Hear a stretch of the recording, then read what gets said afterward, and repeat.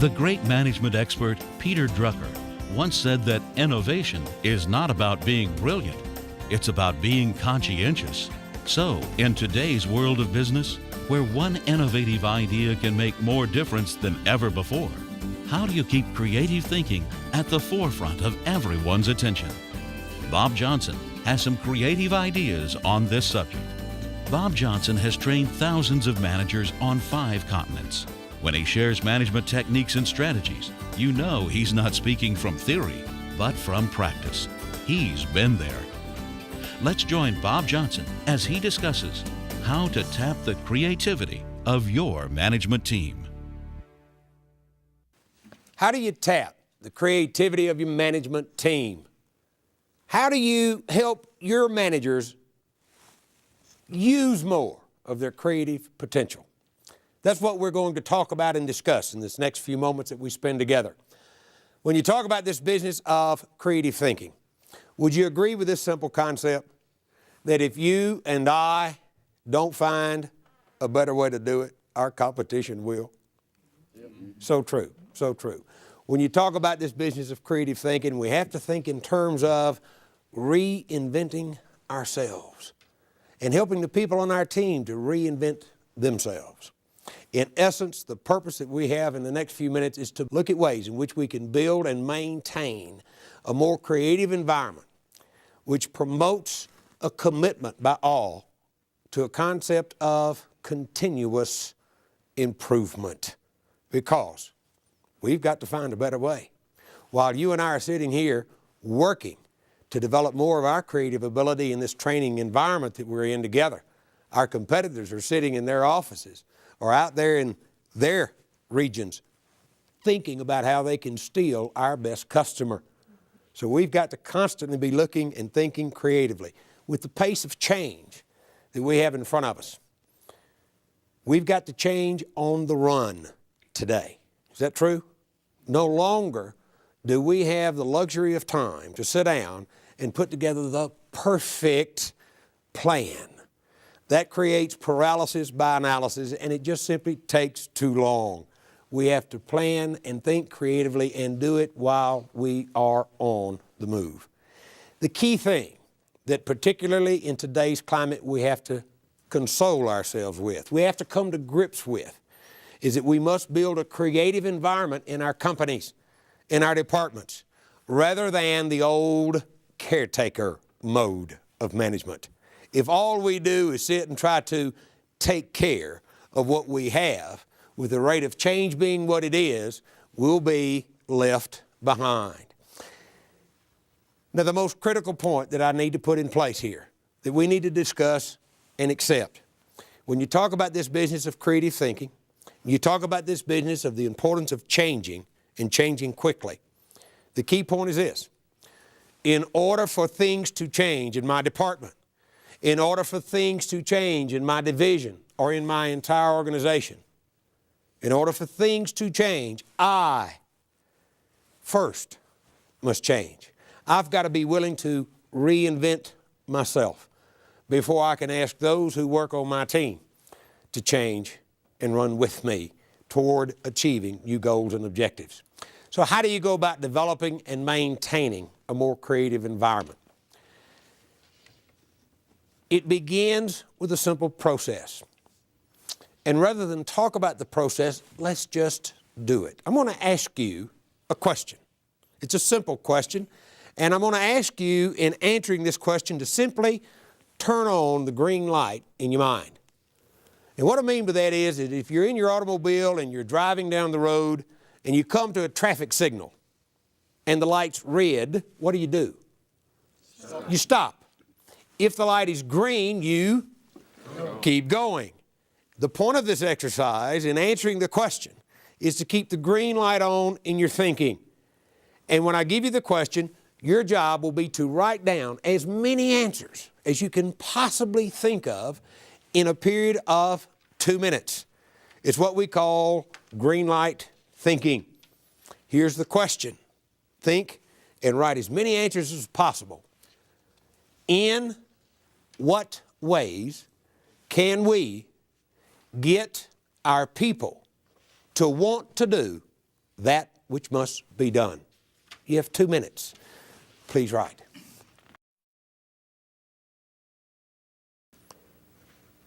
All right, thank you. Pens down now, if you would, please. It's time now to turn the green light off. We're going to turn the red light on. And I'm going to ask you to, with that red light on and with a bit of judicial thinking, go back and look at the ideas you've just jotted down. And if you would, please, in your opinion, what are the best 2 ideas that you've put on your list? And simply put a tick mark beside what you believe to be the best 2 ideas you have. Would you do that, please? All right, thank you.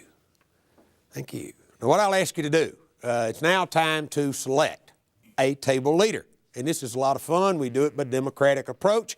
Would everybody take your finger and hold it up in the air just like this? When I'm going to count to 3. I'll say 1, 2, 3, point. And when I do that, point to the person at your table who's going to be your table leader. 1, 2, 3, point. We got a table leader here. We have a table leader here. We have one here and I believe here. Is that correct? Yes, sir. All right, table leaders, what I'll ask you to do, please, you will have 60 seconds only. You are not to discuss the ideas, simply hear the ideas that have tick marks beside them. And you will consolidate the list.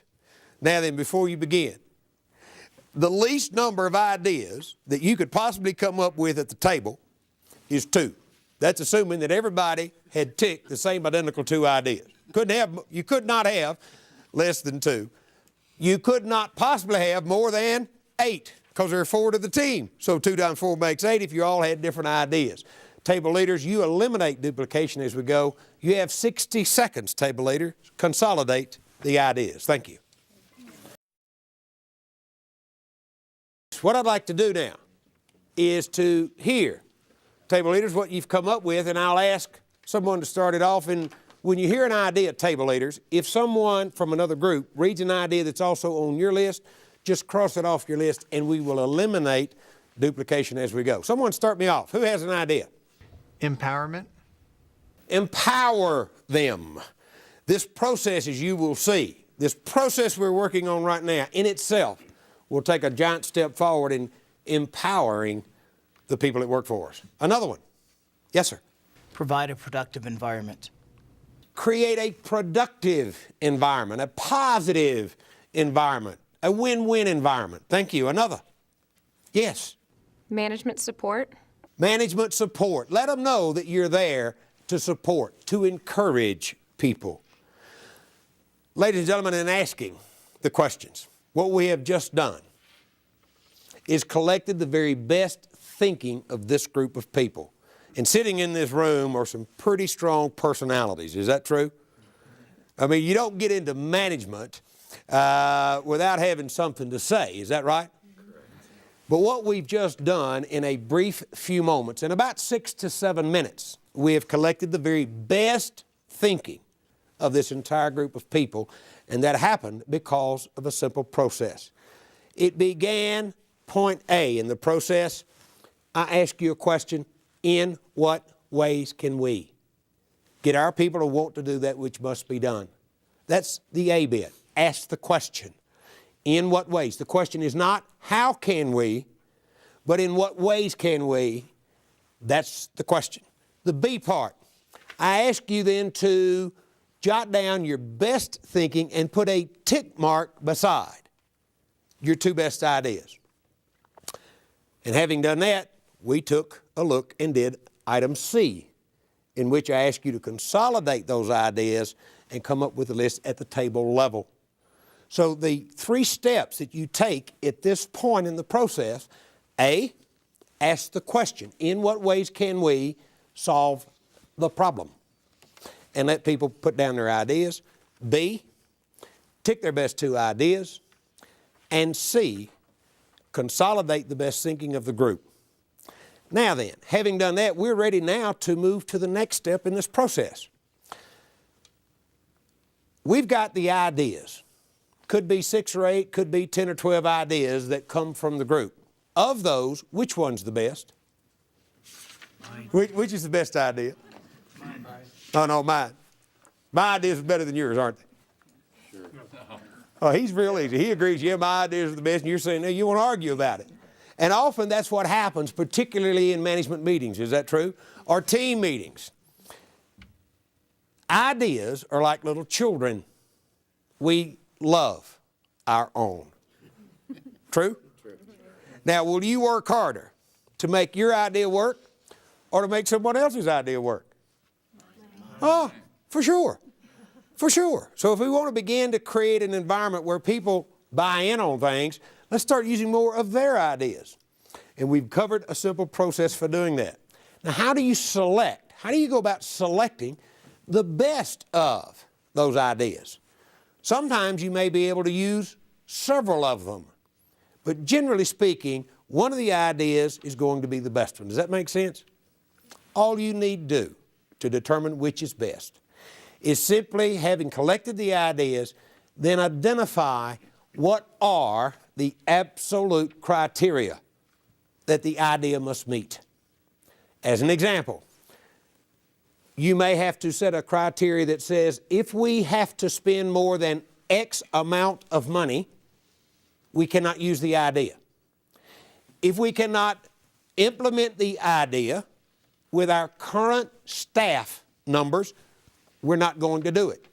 Or you may say, we will recruit and hire up to 3 additional staff to implement the idea and get it working.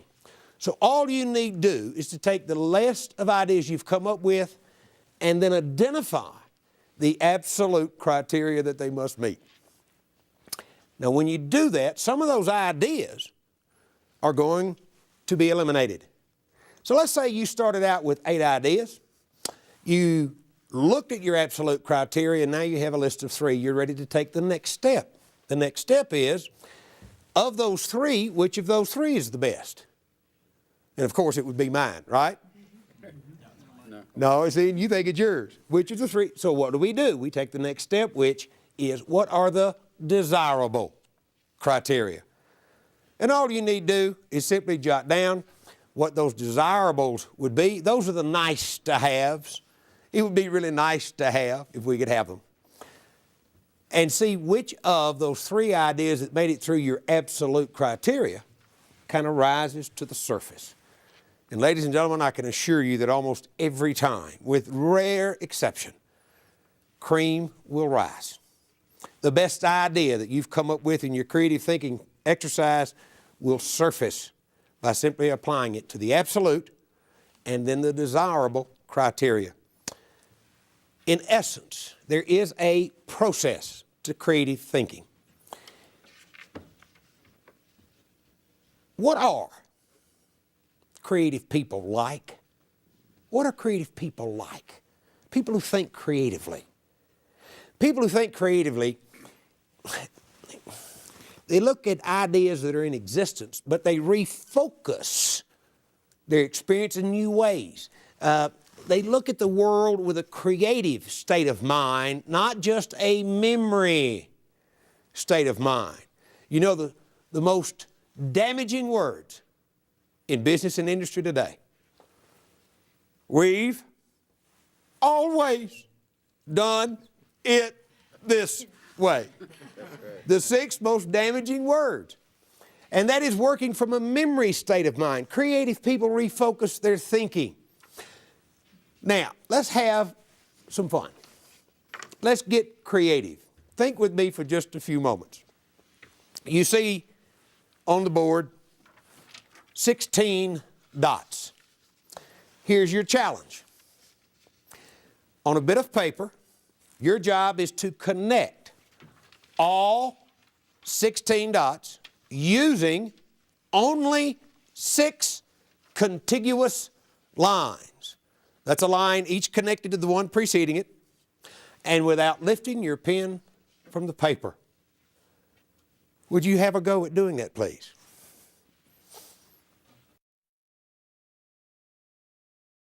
Ladies and gentlemen, as I look around, some have somewhat confined yourself to working within the box. Is that right? There was nothing in the instruction that said you had to stay in a box. Is that right? The only way you can accomplish this, you must get outside of the box. It's a simple little concept that's been around now for many years, and some of you have no doubt have seen it. But the challenge that we face, very simply, is how can I begin to think creatively? Your first line, very simply, has got to come outside the box. Your second line comes outside the box. Your third line. And that's as far as I'm going. I'll let you get creative. I've done it with 3 lines. There are 3 lines yet to draw that'll connect all 16 dots using 6 contiguous lines and without lifting the pen from the paper. It's an exercise that helps us to begin to realize something. It helps us to realize the point we put in place at the beginning of our discussion. If we don't find a better way to do it, our competition will. Turn on the green light, get creative in our thinking, and step outside the box. Don't put ourselves in that memory state of mind box. So let's stop and review for just a moment. In order to get this creative thinking process going, step number 1 is green light thinking. Step 2 is where you select the best of your ideas. Step 3 is you consolidate the best ideas from each member of your team. And step 4, you then choose the best idea. And item A under that, to help you come up with the best choice, is what are the absolute criteria the idea must meet. And step B, what are the desirables that would be nice to have? Now then, there is one remaining step in our 5-step formula. And that is, once we've selected the best idea, how do we sell it? How do we go about gaining acceptance from all those people who've got to implement the strategies, implement the plans, and make the idea a reality? Does that make sense? Sure does. Now guess where we go from here? If you want to sell the idea, why not let's get creative in our thinking and go right back to step number 1 in this process. In what ways can we sell it in and gain acceptance? Would everyone please turn on the green light and write down your best thinking? Would you now put a tick mark beside the best 2 ideas that you believe will enable us to best sell the idea in and gain acceptance of it?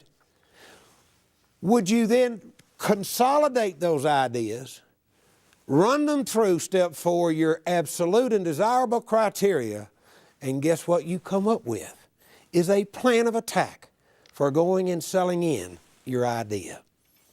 This business of creative thinking is fun, it's exciting, it's dynamic. It keeps not only ourselves alive, it keeps our people more alive and more thinking outside the box in terms of in what ways can we achieve our goals and solve our problems. Creative thinking, there are a couple of simple little concepts that will help. In looking at the concept, let's demonstrate it to begin with. You'll notice you have a worksheet in front of you, and it simply has a number of circles on it. Here's the challenge. In 60 seconds, would you please think of as many different round objects as you possibly can and write only one round object per circle on your page and see how many of the circles you can fill up in 60 seconds. Go.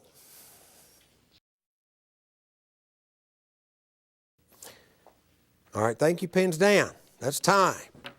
Now, would you please quickly count up how many circles did you fill in? Count them up real quick and write your number down on the paper. Let me hear your numbers. What have you got? Shout them out nice and loud. What'd you get? 7. 8. Another one.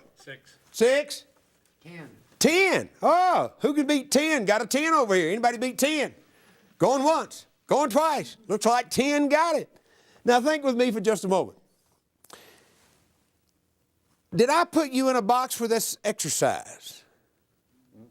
Not in any way. I said think of as many different round objects as you can. And write only one round object per circle and see how many of the circles you can fill up in 60 seconds. Is that right? Did anyone happen to write down the word ball? B-A-double-L. Did you write that word down?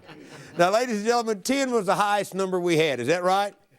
Think with me. I'll bet we can easily name, without struggling, at least 10 different balls. I'll start it. Golf ball, tennis ball, baseball, cricket ball, basketball, football, soccer ball. Oh, somebody wants to take issue with the football. It's round around the middle, isn't it? Now, what's the point of this exercise? It is nothing other than a concept called association and a concept called relatedness. That's what this exercise helps us to begin to do. Think for a moment. Go mentally right now, mentally, and stand in your kitchen. Open up all the cupboard doors, all right? With a pad now mentally in hand, would you jot down as many different round objects as you can see in the cupboards, writing only one object in each of the circles?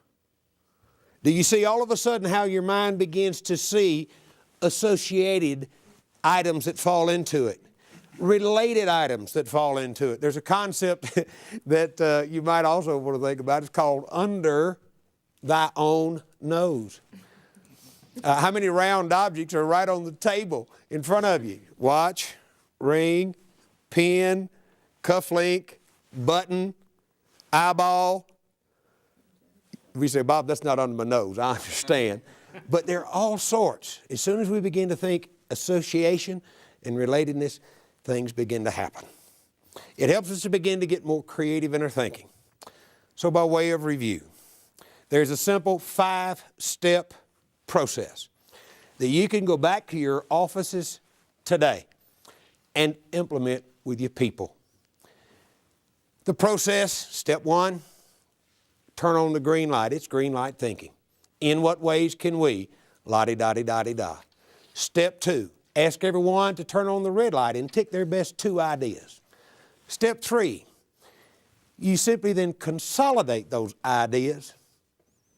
Step 4, choose the best one.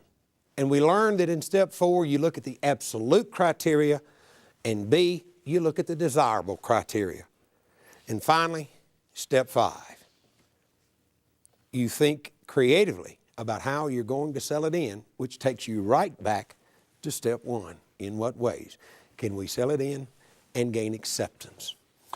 Ladies and gentlemen, there are more great ideas in your organization than you can possibly imagine. Yet business and industry continually go outside to hire in the consulting organization to come in and tell us how to do this. I happen to live in a city that has a very major bridge that connects one part of the city to another, the Harbor Bridge. When the Harbor Bridge was originally opened, in order to pay for this monstrosity, they had set toll booths at each end of the bridge. So as you went across the bridge one way, you had to pay a toll on this end. As you came back across the bridge this way, they stopped you and you had to pay a toll on this end. And you might well imagine the major traffic jams it was creating. They called in a consulting firm. They looked the situation over. They spent thousands upon thousands of dollars. Lots of money they spent to solve the problem. And one of the supervisors got his team together and they were chatting about it. And one of the toll booth collectors said, we're charging X on this end and X on this end of the bridge. Why don't we eliminate one end of the toll booth totally and charge them just Y, X plus X? We charge them the same amount. But now we are only slowing traffic one way, not both ways. A simple little creative idea that changed the traffic flow in a major 4.5 million population city that opened up traffic and got people home from work a lot sooner, as well as into the city a lot sooner.